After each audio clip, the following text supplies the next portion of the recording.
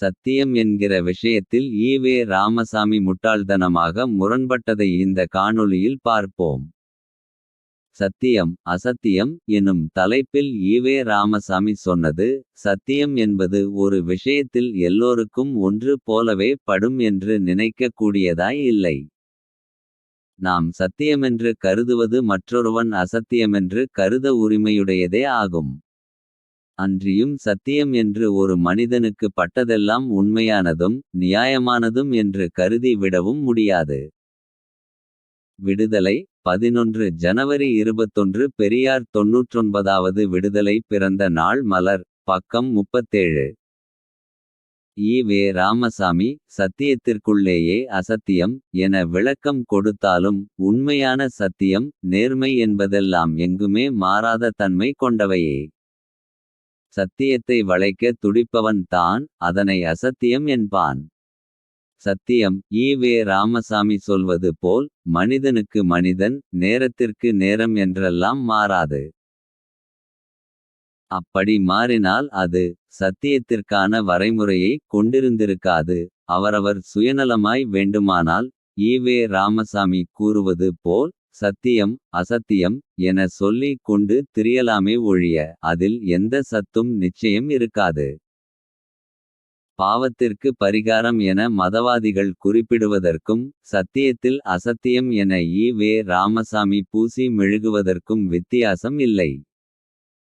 சத்தியத்திலிருந்து தவறியவனை காப்பாற்ற பயன்படுத்தக்கூடிய வார்த்தையாக தான் அசத்தியத்தை பார்க்க வேண்டும். முட்டாள்தனமான முரண்பாடுகளையே தம் கொள்கையாக கொண்டிருந்த ஈவே ராமசாமி ஒரே விஷயத்தை சத்தியமான நிலையில் கூறியவற்றையும் அசத்தியமான நிலையில் கூறியதையும் பார்ப்போம். ஈவே ராமசாமி தன் முரண்பாடுகளுக்கு சத்தியத்தை பழித்து அசத்தியத்தை தூக்கி பிடிக்க ஏதேனும் ஒரு காரணமாவது தென்படுகிறதா என பார்ப்போம். ஈவே ராமசாமி சத்தியமான வார்த்தையில் கூறியது திமுகவினரை பற்றி. பொது சொத்து என்றால் கொள்ளை அடிக்க தகுந்தது என்பது ஒவ்வொருவனுடைய எண்ணமாக இருந்து வருகிறது.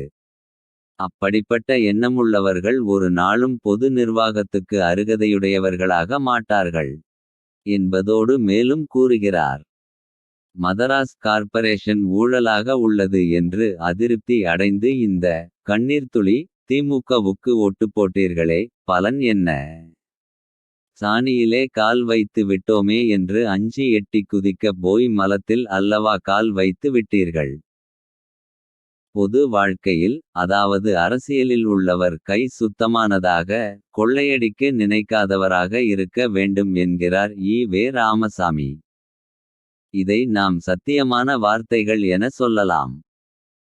இந்த சத்தியமான வார்த்தைகள் வேறு எவருக்கேனும் அசத்தியமான வார்த்தைகளாக தோன்றினால் ஈவே ராமசாமி கூறியதை அநியாயமானது என்றோ அயோக்கியத்தனமானது என்றோ கூற முடியுமா? நிச்சயம் கூற முடியாது. அப்படி கூறினால் அதில் கடுகளவாவது நியாயத்தன்மை இருக்குமா? நிச்சயம் இருக்காது. அதாவது ஈவே ராமசாமி சத்தியத்தை பேசினார். அதனால் அது யாராலும் நிராகரிக்க முடியாத எந்த சூழ்நிலையிலும் அசத்தியமாக மாற இயலாத தன்மையுடன் உள்ளது என்பது தான் உண்மை. இதே ஈவே ராமசாமி எதை ஒழுக்கக்கேடாக முன் சொன்னாரா அதையே ஒழுக்கம் எனவும் வேறொரு இடத்தில் கூறுகிறார். இப்போது ஈவே ராமசாமிக்கு இதுவும் சத்தியமான வார்த்தைகளானாலும் உண்மையில் இவை அசத்தியமான வார்த்தைகளே. காரணம் கூறியதில் கடுகளவு கூட அறிவு நாணயமில்லை என்பதால். ஈவே ராமசாமி கூறுகிறார். இப்போது பகுத்தறிவாளர்கள் ஆட்சியிலிருக்கின்றனர். அதாவது திமுக அவர்கள் மேல் பல குறைகளைச் சொன்னாலும் அவர்கள் லஞ்சம் வாங்கினாலும் எனக்கு கவலை இல்லை. வாழ்க்கையில் திருட்டு பணம் சம்பாதிப்பதிலே தனி ருசி. அவர்கள் மக்களை அறிவாளிகளாக்க பாடுபட்டால் போதும். விடுதலை ஆகஸ்ட் 27 1967. இப்போது ஈவே ராமசாமி கூறியுள்ளதை யாராவது சத்தியமான வார்த்தைகள் என ஏற்பார்களா?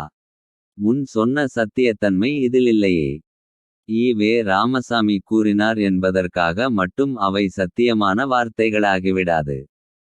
இப்போது இது பலரின் பார்வைக்கு அசத்தியமான வார்த்தைகளாக. அயோக்கியதனத்தின் வெளிப்பாடானதாக தான் தெரியும். காரணம், திருட்டு பணம் சம்பாதிப்பதிலே தனி ருசி என ஒருவர் சொல்வதை சத்தியமான வார்த்தைகள் என புத்தியுள்ள எவருமே ஏற்க மாட்டார்கள். திருட்டு பணம் சம்பாதிப்பதில் தனி ருசி இருக்குமாம். ஆம், அவை உப்பு கரிக்கும். பொருளை பறி கொடுத்தவனின் கண்ணீர் அதில் இருக்கும். ஆதலால் உப்பு கரிக்கும் தானே. களவாணி பயலுக்கும் களவாணிதனத்துக்கும் வக்காலத்து வாங்கும் ஈவே ராமசாமிக்கு கண்ணீர் தனி ருசியாக தானே தெரியும். ஆட்சியாளர்களின் ஒழுக்கக்கேட்டை வரவேற்கும் விதமாக ஈவே ராமசாமி மேலும் கூறியது. இந்த மந்திரி லஞ்சம் வாங்கினான். அந்த மந்திரி குடித்தான். அவன் பொம்பளையோடு போனான் என்பதெல்லாம் சாதாரணமானது. ஜனநாயகத்தில் இதுவரை லஞ்சம் வாங்காமல் இருந்தவன் எவன்? ஜனநாயகத்தில் சாதாரணமாக நடக்கக்கூடியதேயாகும். இதை ஒரு பெரிய குற்றமாகவோ குறையாகவோ கருத வேண்டிய அவசியமில்லை. இந்த ஆட்சியால் நன்மை என்ன என்பதைத்தான் நாம் பார்க்க வேண்டும். மே 1, 1969 சென்னை திருவல்லிக்கேணியில் ஈவே ராமசாமி ஆற்றிய உரை. மேற்கண்ட அவரின் பேச்சை ஈவே ராமசாமியே சொன்னார் என்பதற்காக சத்தியமான வார்த்தைகள் என ஏற்க முடியுமா? நிச்சயமா அவை அசத்தியமானவை.